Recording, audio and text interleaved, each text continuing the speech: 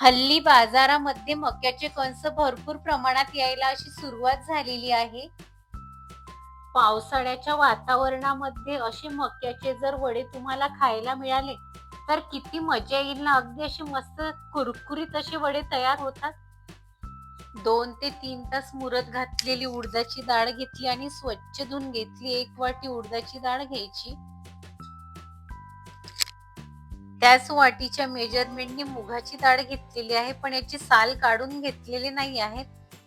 मुगाची डाळ टाकून घ्यायची. अर्धी वाटी 2 ते 3 तास भिजवत घातलेली चणा डाळ आहे ती टाकून घ्यायची. हिरव्या मिरच्या आहेत 4 ते 5 अशा कट करून घेतलेल्या आहेत त्या टाकायच्या. त्याचे तुकडे टाकून घ्यायचे.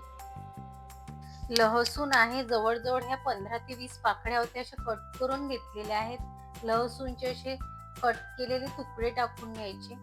कढीपत्ता टाकून घ्यायचा. 1 चम्मच जिरा टाकून घ्यायचा. सर्व वाटण आपण वाटून घ्यायचं आहे.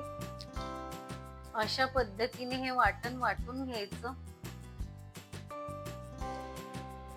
वाटलेले वाटण एका बाजूला काढून ठेवायचं.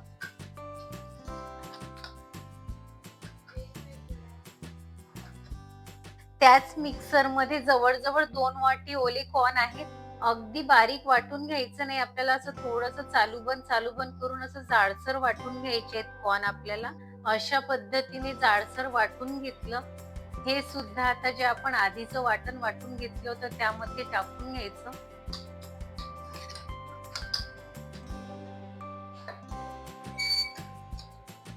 चवीनुसार मीठ टाकून घ्यायचं आणि चांगलं मिक्स करून घ्यायचं.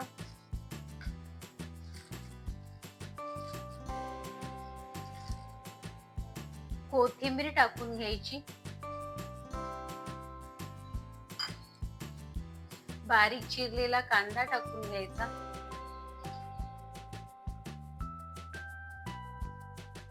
सर्व मिश्रण असं चांगलं मिक्स करून घ्यायचं.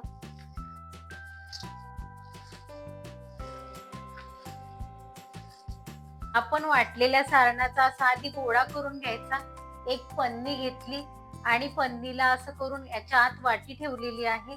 त्यावर हा गोळा असा टाकायचा. पन्नीला असं थोडंसं हलकंसं पाणी लावून घेतलेलं आहे. तुम्हाला हवं असेल त्या आकाराने असा वडा थापून घ्यायचा कॉर्नचा आणि अलगदच बघा असा वडा निघतो आणि या तेलामध्ये असा हलकाशा हाताने सोडून द्यायचा. लगेचच वडा बघा कसं वर आलेला आहे. असं वर तरंगायला हवा तर समजायचं की आपलं परफेक्ट वड्याचं सारण असं बनून तयार झालेलं आहे. वडा टाकल्यानंतर लगेचच फिरवायची घाई गडबड करायची नाही. थोडासा एका बाजूने झाल्यानंतरच आपल्याला परतायचा आहे वडा. अशा पद्धतीने हे मक्याचे वडे असे तळून घ्यायचे. बघा किती छान असा छान सुवास सुटलेला आहे. अगदी सोप्या पद्धतीने मक्याच्या ओल्या दाण्यापासून असे कुरकुरीत वडे तयार झालेले आहेत. ही मक्याच्या वड्याची रेसिपी तुम्हाला जर ही आवडली असेल तर तुमच्या मित्रांमध्ये शेअर करायला विसरू नका.